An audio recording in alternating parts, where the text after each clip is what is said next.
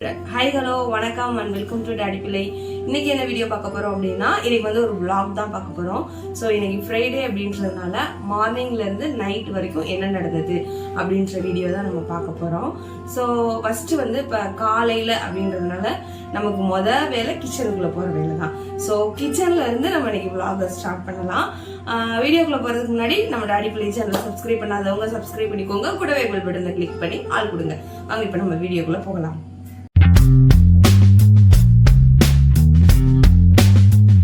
சந்திரி and அவங்க daddy எல்லாரும் தூங்குறாங்க. ஒவ்வொருத்தவங்களும் ஒவ்வொரு திசையில் தூங்குறாங்க. ஸோ இப்போ மணி வந்து 7:20 ஆயிடுச்சு. ஸோ நம்ம அடுத்த வேலையை போய் ஸ்டார்ட் பண்ணிடலாம். ஸோ இதுதான் என்னோட கிச்சன். ஸோ இப்போ வந்து நான் சாப்பாடு செய்ய போகிறேன். ஃபர்ஸ்ட் எடுத்த உடனே காலையில் எந்திரிச்சு ப்ரஷ் பண்ணிட்டு காலை கடன் எல்லாம் முடிச்சுட்டு நான் பண்ணுறேன். இது வந்து எனக்கு தெரிஞ்சு 300 ml இருக்கும். இந்த கிளாஸ் நிறைய ஹாட் வாட்டர் குடிச்சிடணும், ஓகேவா? ஏன்னா அப்படின்னாதான் இப்போ பனிக்காலம் வேறையா. ஸோ காலையில எந்திரிச்சு எனக்கு கொஞ்சம் வீசிங் ப்ராப்ளம் இருக்கு. காலையில ஹாட் வாட்டர் குடிக்கிறதுனால என்ன ஆகுதுன்னா மார்னிங் வந்து ரொம்ப வந்து பனி இருக்கிறதுனால ஒரு மாதிரி ப்ரீத்திங்க்கு கொஞ்சம் கஷ்டமாவே இருக்கும். மார்னிங் வந்து இந்த 300 ml கிளாஸ்ல வந்து நான் ஹாட் வாட்டர் குடிச்சிருவேன். ஹாட் வாட்டர் குடிச்சதுக்கு அப்புறம் என்ன ஆகும்னா அந்த ப்ரீதிங் ப்ராப்ளமே இருக்காது, நார்மலா இருக்கும். ஸோ என்ன பண்றதுன்னா இப்பெல்லாம் எப்பப்ப தண்ணி குடிக்கிறோமோ அப்பெல்லாம் வந்து ஹாட் வாட்டர் தான். ஒவ்வொரு வருஷமும் நான் என்ன பண்ணுவேன்னா வீசிங் ப்ராப்ளத்தால ரொம்ப கஷ்டப்படுவேன். எப்படியும் வந்து 2 to 5 டைம்ஸ்னாலும் ஹாஸ்பிட்டல் போயிட்டு வந்துடுவேன். ஹாஸ்பிட்டல் போயிட்டு நெப்ளைசர் வைக்கிற மாதிரி இருக்கும். ஆனா வந்து இந்த தடவை இந்த ஹாட் வாட்டர் குடிக்கிறதுனால என்ன ஆகுதுன்னா அந்த ப்ராப்ளமே இல்லை. ஸோ அதனால வந்து இந்த மாதிரி ப்ராப்ளம் இருக்கிறவங்க கண்டிப்பா ஹாட் வாட்டர் குடிச்சு பழகிக்கோங்க. எல்லா டைமும் குடிக்கலட்டாலும் பனி டயத்துல கண்டிப்பா ஹாட் வாட்டர் குடிங்க. ஸோ இப்போ வந்து என்னோட டேயை வந்து ஹாட் வாட்டரோட ஆரம்பிக்க போறேன். வீட்டுல தானே இருக்கோம். ஸோ வந்து நிறைய போட்டு வைக்கணும் அப்படின்லாம் கிடையாது. எனக்கு தேவையான அளவு நான் அப்பப்ப ஹாட் வாட்டர் போட்டுக்கிறேன்.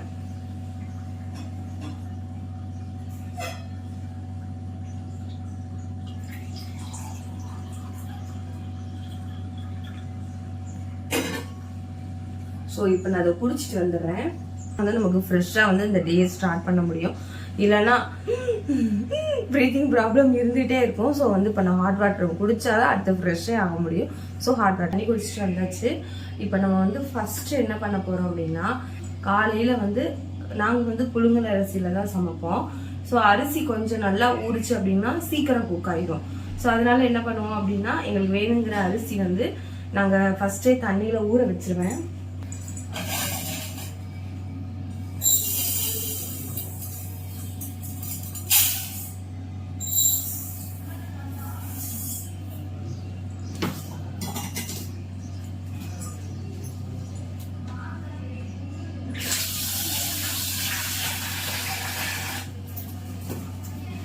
ஸோ இன்னைக்கு நான் என்ன பண்ணணும்னு பிளான் வச்சிருந்தேன் அப்படின்னா என்கிட்ட கொஞ்சம் மஷ்ரூம் இருக்கு, அதுக்கப்புறம் பட்டர் பீன்ஸ் இருக்கு.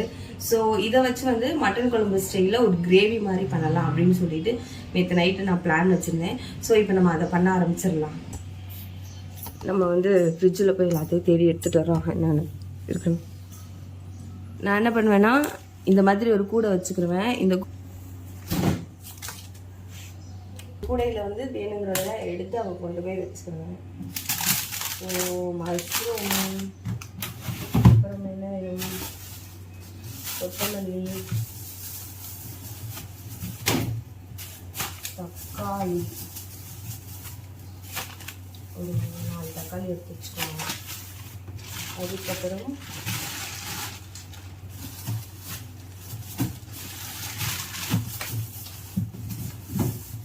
இஞ்சி பூண்டு பேஸ்ட் ஸோ வந்து இஞ்சி பூண்டு வச்சுக்கலாம். பச்சை மிளகாய் வந்து வச்சுக்கணும்.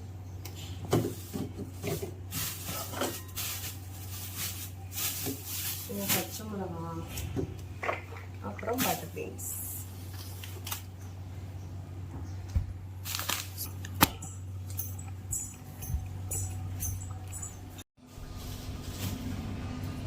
ஸோ நமக்கு தேவையானது எல்லாத்தையும் நம்ம இப்போ எடுத்துகிட்டு வந்தாச்சு. நம்ம ரெடி பண்ணிடலாம். என்கிட்ட இஞ்சி பூண்டு பேஸ்ட் இல்லை அப்படின்றதுனால நான் ஃப்ரெஷ்ஷாக தான் இஞ்சி பூண்டு பேஸ்ட் அரைக்க போகிறேன். கொஞ்சம் அரைச்சிக்கிட்டா போதும், ரொம்பலாம் அரைக்கல. அப்புறமேட்டு ஃபுல்லாக அரைச்சிக்கலாம் அப்படின்னு சொல்லிட்டு விட்டாச்சு. இப்போ தேவையான அளவு கொஞ்சமாக இஞ்சி பூண்டு பேஸ்ட் மட்டும் நான் அரைச்சிக்கிறேன்.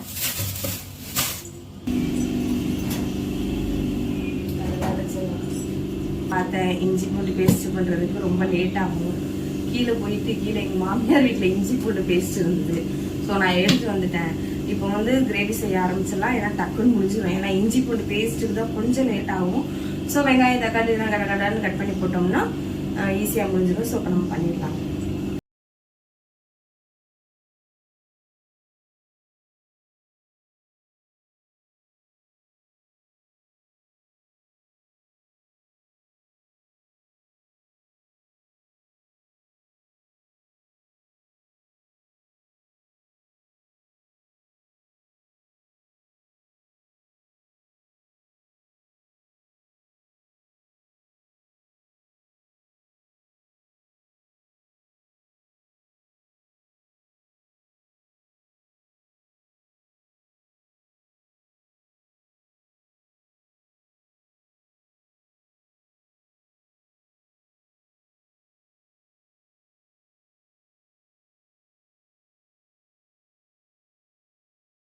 எப்படி கிரேவி செஞ்சேன்னு சிம்பிளாக சொல்லிடுறேன். பேன் சூடானதும் கொஞ்சமாக எண்ணெய் விட்டுக்கலாம்.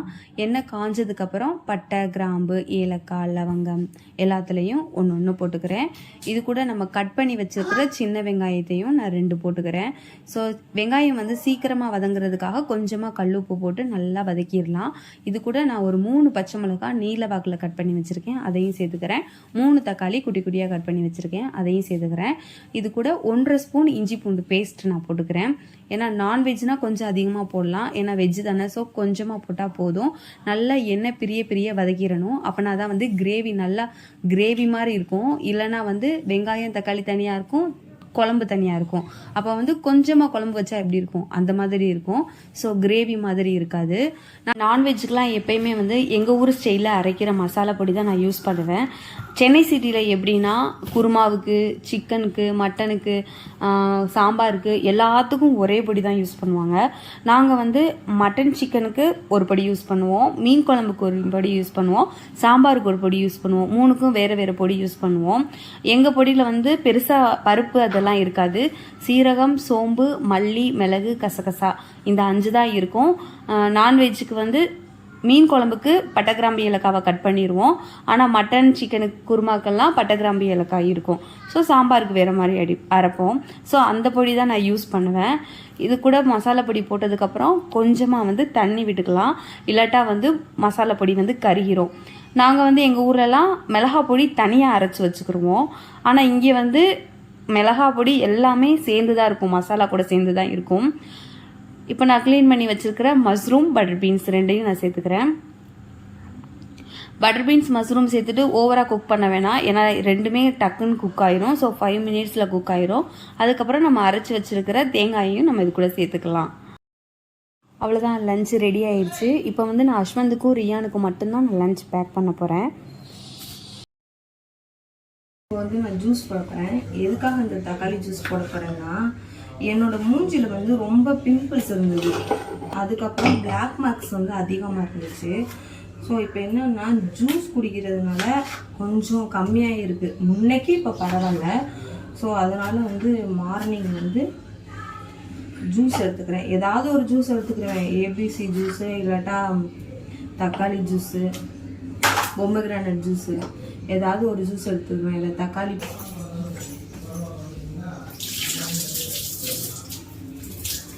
இந்த லெமன் வந்து கோயிலுக்கு போனோம்ல, அங்கே மேலே ராக்காச்சி அம்மன் இருக்காங்கல்ல, அங்கே வந்து இந்த மாதிரி லெமன் கொடுத்தாங்க. அங்கே வந்து 3 லெமன் நம்ம வாங்கிட்டு போகணும்.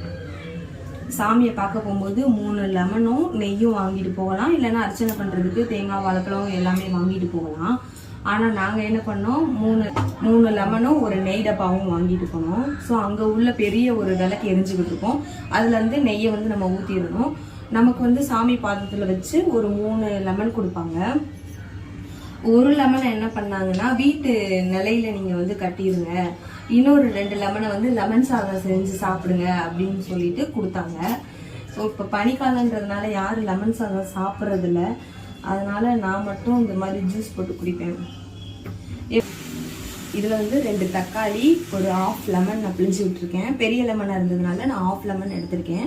இது வந்து சின்ன லெமனாக இருந்துச்சுன்னா நான் 1 லெமனையும் நான் எடுத்துக்கிடுவேன். இது கூட 1 ஸ்பூன் நாட்டு சக்கரை சேர்த்துக்கிறேன். நாட்டு சக்கரை ரொம்ப நல்லது. வேணும்னா சேர்க்கலாம், அதான் அதுவும் சேர்க்கணும், கண்டிப்பாக போடணும்லாம் கிடையாது. ஸோ இது ரொம்ப புளிப்பாக இருக்குமே அப்படின்றதுனால இதெல்லாம் நான் சேர்க்குறேன். நம்ம சாதம் ரெடி ஆகிடுச்சு, வச்சிடலாம்.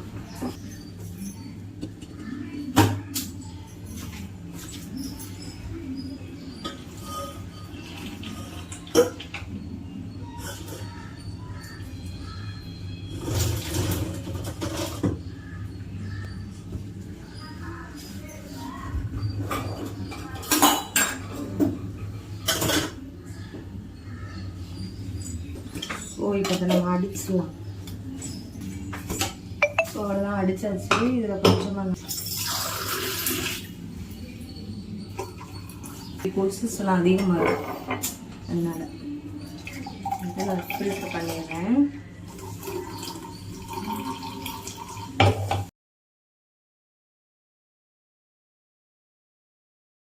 இதோட வேலையெல்லாம் முடிஞ்சிச்சு.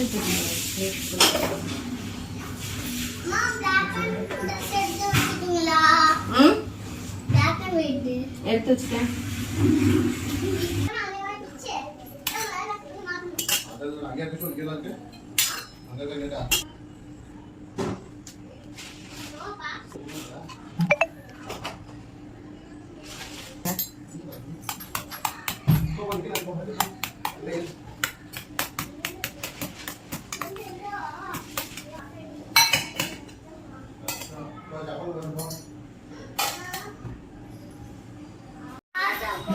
நான் உன்னை லஞ்ச் பேக்கை தான் எடுக்க சொன்னேன். சீக்கிரம் எடு, டைம் ஆகுது.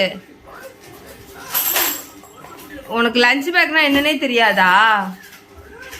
எடு, லஞ்ச் பேக் எடு. 2யும் ஒரே டைம் எடுத்துட்டு வர மாட்டியா?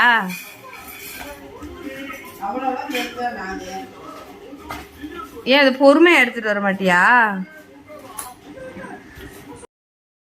மார்னிங் பிரேக்ஃபாஸ்ட்டுக்கு எங்கள் வீட்டில் இடியப்பம் தான். இது வெளியில் வாங்கினது. இங்கே வந்து கிரேவி எதுவுமே கொடுக்க மாட்டாங்க.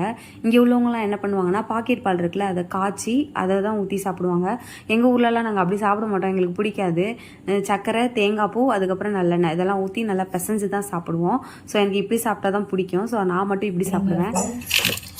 ஸோ அவ்வளோதான், அஸ்வந்த் ரியானா எல்லாரும் ஸ்கூலுக்கு கிளம்பி போயிட்டாங்க. நானும் மார்னிங் டிஃபன் முடிச்சுட்டேன். அதுக்கப்புறம் இப்போ என்னன்னா, கொஞ்சம் நேரம் அப்படி ஃபோன் நோண்டிட்டு, ஃபோன் நோண்டலைன்னா கை கால்லாம் ஷிவரிங் ஆயிரும். அதனால இப்போ வந்து தலைக்கு வந்து என்ன தேய்ச்சிடலாம், எரிச்சு குளித்தோம் அப்படின்னா நல்ல ஹேர் வந்து சைனிங்காக இருக்கும். அதுக்கப்புறம் எனக்கு எப்படின்னா ஸ்ப்ளிட் ஹேர் அதிகமாக இருக்கும். ஸோ நம்ம ஆயில் தேய்ச்சி குளிக்கும் போது அந்த ஸ்ப்ளிட் ஹேர் வந்து நமக்கு தெரியாது. அதே மாதிரி ரொம்ப பறக்காது முடி, ஒரு மாதிரி பரட்ட மண்ட மாதிரி ஆயிரும் எனக்கு. ஸோ ஆயில் தேய்ச்சி குளிச்சோம் அப்படின்னா அந்த ப்ராப்ளம் இருக்காது. அதுக்கப்புறம் என்னோட பாடி வந்து ஹீட் பாடி அப்படின்றதுனால நான் எப்பவுமே எண்ணெய் தேய்ச்சி தான் குளிப்பேன். இதே இது நல்லெண்ணெய் தேய்ச்சி குளிச்சோம் அப்படின்னா ரொம்ப கோல்டு வந்துடும். ஸோ அந்த பனிக்காலம் அப்படின்றதுனால நல்லெண்ணெயும் தேய்ச்சி குளிக்க முடியாது. ஸோ நான் தேங்காய் எண்ணெய், இது தேங்காய் எண்ணெய் தான், ஆனால் பாட்டில் மட்டும்தான் அது இருக்கு. நாங்கள் கோயிலுக்கு போனோம்ல, அப்போ இந்த பாட்டிலில் ஊற்றி எடுத்துட்டு போனோம். அழகர் கோயிலுக்கு போனோம்ல, அப்போ இந்த பாட்டிலில் ஊற்றி நாங்கள் எண்ணெய் எடுத்துட்டு போனோம். சரி, ஏன் அதை வேஸ்ட் ஆக்குவோமே அப்படின்னு சொல்லிட்டு, ஸோ நல்லா மசாஜ் பண்ணிடலாம்.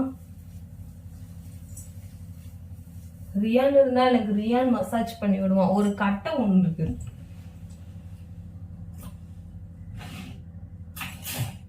அந்த கட்டையை இப்ப காணோம். ஆனா இந்த உட் இருக்கு, இதுல வந்து நம்ம மசாஜ் பண்ணோம் அப்படின்னா இது கொஞ்சம் நல்லா இருக்கும். அப்படியே பொறுமையா மசாஜ் பண்ணோம்னா நல்லா இருக்கும். ரியான் இருந்தா அப்படின்னா அம்மாவுக்கு மசாஜ் பண்ணி விடுப்பான்னு அந்த கட்டையை வச்சுதான் ரியான் வந்து மசாஜ் பண்ணுவான். நான் பெருசா மசாஜ் எல்லாம் பண்ண மாட்டேன். சும்மா இந்த மாதிரி ஒரு ஏதாவது இருக்கும், இது பேரனெல்லாம் எனக்கு தெரியல, அதை வச்சு சும்மா இப்படி இப்படி பண்ணிட்டு முடி வேற பிச்சு இழுக்கும். ஸோ அதனால மசாஜ். ஸோ ரியானோட ஸ்கூல்ல வந்து இன்னைக்கு black and white day. So அதனால வந்து பிளாக் ஆர் ஒயிட் ட்ரெஸ் போட்டுட்டு வரணும் அப்படின்னு சொல்லியிருந்தாங்க. ஸோ போட்டு அனுப்பி விட்டாச்சு. கொஞ்ச நாளைக்கு முன்னாடி கண்டிஷனர் யூஸ் பண்ணிக்கிட்டு இருந்தேன். கண்டிஷனர் என்ன ஆயிடுச்சு அப்படின்னா ரொம்ப நமக்கு வந்து ப்ராப்ளம் பண்ண ஆரம்பிச்சிருச்சு. எப்படின்னா கண்டிஷனர் வந்து நான் எப்போ கண்டிஷனர் அப்ளை பண்ணேனோ அதுலேருந்து கொஞ்சம் டேண்ட்ரஃப் அதிகமான மாதிரி எனக்கு ஒரு ஃபீல். ஸோ அதனால நான் வந்து இப்போ கண்டிஷனர் அப்ளை பண்ணுறது கிடையாது. வாங்கின பாட்டில் அப்படியே இருக்குது. அப்புறம் வந்து கண்டிஷனர் அப்ளை பண்ணோன்னா என்ன ஆகும்னா முடி வந்து கையோடு வந்துடுது. ஸோ அதனால வந்து கண்டிஷனர் அப்ளை பண்ணுறதே விட்டுட்டேன். அது மட்டும் இல்லாமல் பாடியே ஒரு மாதிரி பிசு பிசுன்னு இருக்குது. குளிச்ச ஒரு ஃபீலே இல்லாத மாதிரி இருக்குது. ஸோ அதனால இப்போ வந்து கண்டிஷனர் அப்ளை பண்ணுறது கிடையாது. குளிக்க போகிறதுக்கு ஒரு 1 ஹவருக்கு முன்னாடி இந்த மாதிரி தலையில் எண்ணெய் தேய்ச்சிட்டோம் அப்படின்னா ரொம்ப நேரமும் என்னால் வச்சிருக்க முடியாது. ஸோ 1 ஹவருக்கு முன்னாடி எண்ணெய் தேய்ச்சிட்டு குளிக்க போயிடுவேன்.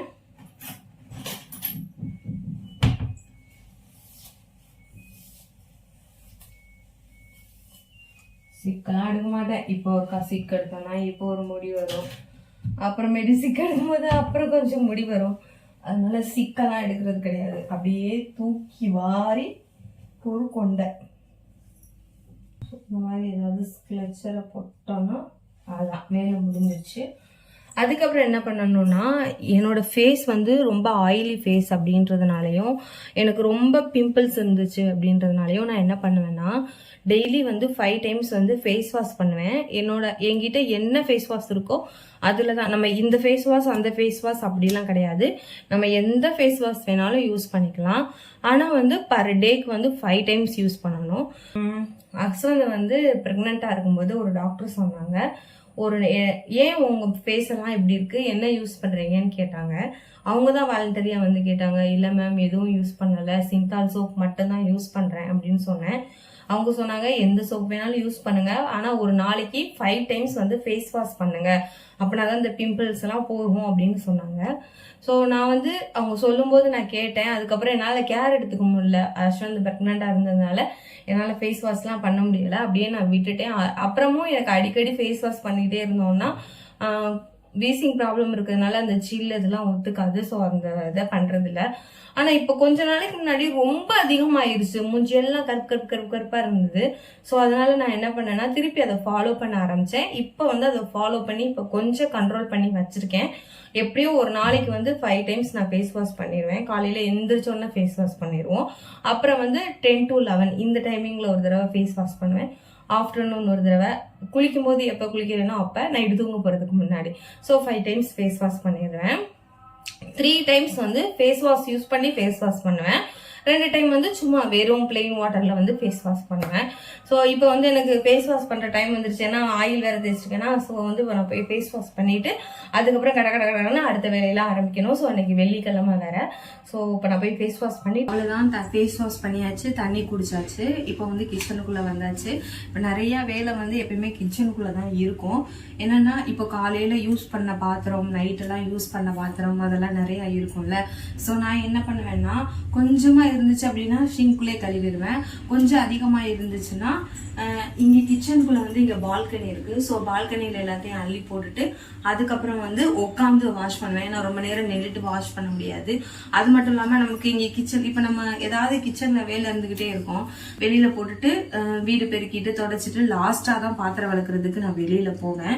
ஸோ இப்போ நான் என்ன பண்ண போகிறேன், எல்லாத்தையும் தூக்கி இப்போ வந்து பால்கனியில் போட போகிறேன். ஸோ எங்கள் வீட்டில் வந்து கிச்சனுக்குள்ளே நாங்கள் ஒரு பால்கனி வச்சுருக்கோம். கிச்சன்ல ஒரு பால்கனி வச்சிருக்கோம். இப்ப இந்த பாத்திரத்தை எல்லாத்தையும் நான் பால்கனியில அள்ளி போட்டு அதுக்கப்புறம் விளக்க போறேன்.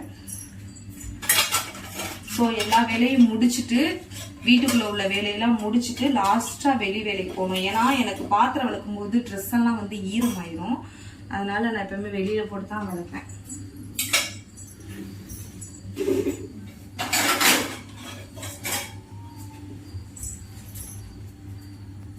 ஸோ அங்கங்கே இருக்கிற பாத்திரம், சோறு வடிச்ச தண்ணி எல்லாத்தையுமே வந்து வெளியில் வச்சிருவேன். இந்த கிளாஸை மட்டும் கையோடு இங்கேயே கழுவி வச்சிருவேன். ஏன்னா வெளியில் எடுத்துகிட்டு போனோம்னு வச்சுக்கோங்களேன், அதுக்கப்புறம் கொஞ்சம் லேட் ஆகும் நான் கழுவுறதுக்கு. ஸோ வேஸ்ட் ஆயிரும் அப்படின்றதுனால கிளாஸை மட்டும் கழுவிடுவேன். மித்த பாத்திரத்தெல்லாம் வெளியில் அள்ளி போட்டு வெளியில் தான் எனக்கு எல்லா வேலையும் கொஞ்சம் ஈஸியாக இருக்கிற மாதிரி இருக்கும். ஆனால் இருக்கிறதுல இந்த பாத்திரம் வளர்க்குற வேலை இருக்குல்ல, அதுதான் எரிச்சலாக இருக்கும். அது ஏன் தர வெளி வேலையெல்லாம் பார்க்க சொன்னால் சூப்பராக பார்ப்பேன். கடைக்கு போ, அங்கே போ, இங்கே போ அப்படின்னு அசராமல் போயிட்டு வருவேன். ஆனால் அந்த வீட்டுக்குள்ளே உட்காந்துக்கிட்டு சமைக்க சொன்னால் நல்லா சமைப்பேன். பாத்திரம் வளர்க்கு துணி துவை அப்படின்னு சொன்னால் மட்டும் நமக்கு அது என்னமோ அது ஒரு பெரிய கஷ்டமாக இருக்கும்.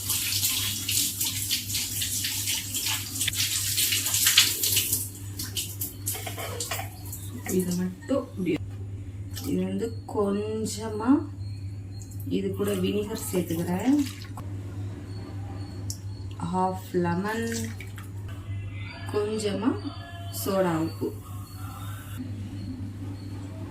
ஸோ இப்போ நான் இதை வச்சு தான் நான் மிக்ஸி துடைக்க போகிறேன். ஏன்னா அப்போ தான் பளிச்சுன்னு இருக்கும்.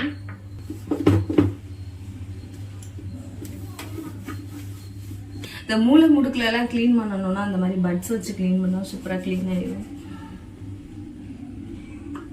இப்போ 10 ரூபாய்க்கு ரோட்டில் விற்பாங்கல்ல, அந்த பட்ஸ் வாங்கி வச்சுக்கணும்.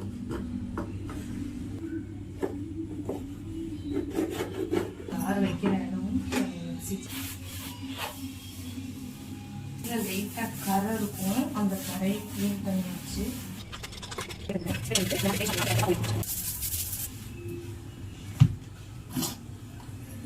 குட்டி அம்மிக்கல். எங்கள் வீட்டில் என்னென்ன இருக்குன்னு பாருங்கள். குட்டி அம்மிக்கல். இது சாம்பிராணி இருக்குல்ல, ஒரிஜினல் சாம்பிராணி. ஸோ அதை வந்து இடிக்கிறதுக்காக இந்த அம்மிக்கல். இது வந்து இஞ்சி தட்டுறதுக்காக இந்த அம்மிக்கல் எதுக்குன்னா, இந்த அம்மிக்கல் எதுக்குன்னா இஞ்சி தட்டுறதுக்காக இந்த அம்மிக்கல் வாங்கி வச்சிருக்கேன். இது வந்து ரசத்துக்கு அரைக்கிறதுக்கு.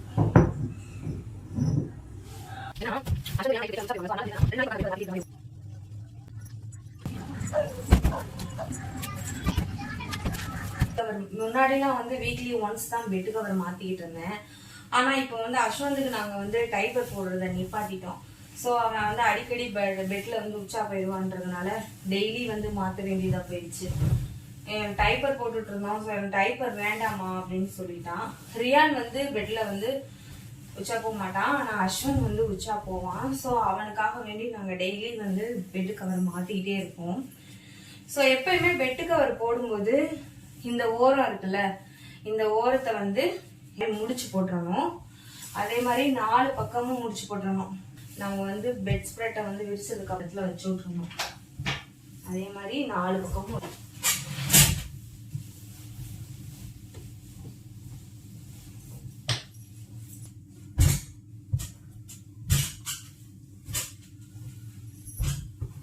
ஸோ இந்த திவான்ல தான் நான் தூங்குவேன். அவங்களுக்கு வந்து இதுல தூங்குறதுக்கு பிடிக்காது, ஏன்னா ரொம்ப ஹார்டா இருக்கு அப்படின்னு சொல்லிட்டு இதுல தூங்க மாட்டாங்க. ஆனா எனக்கு இதுல தூங்க தான் பிடிக்கும். ஸோ நான் இதுல தான் தூங்குவேன். அதனால இதுல உச்சாலாம் இருக்காது. பசங்களுக்கு வந்து காட்டு வந்து பத்தலை, ஏன்னா அவங்க நல்லா உருண்டு பிறண்டு தூங்குவாங்களா. ஸோ அவங்களுக்கு காட்டு பத்தாததுனால நாங்க பெரிய காட்டு வாங்கலாம்னு நினைச்சோம். ஆனா பெரிய காட்டு வாங்கிட்டோம் அப்படின்னா மெயின்டெனன்ஸ் ரொம்ப கஷ்டமா இருக்கும், ஏன்னா அடியில எல்லாம் போய் பெருக்க முடியாது. ஸோ அதனால நாங்க என்ன பண்ணோம்னா திவான் வாங்கிக்கிட்டோம். திவான் வாங்கி இப்படி செப்பரேட் பண்ணிடுவோம்.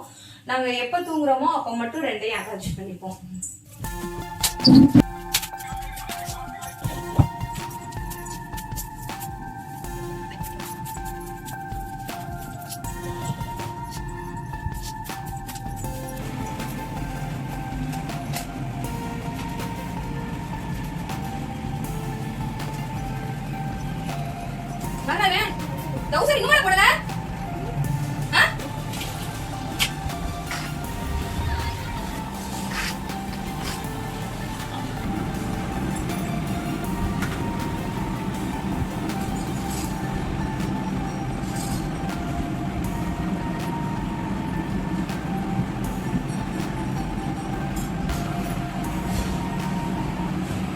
வந்தாச்சு.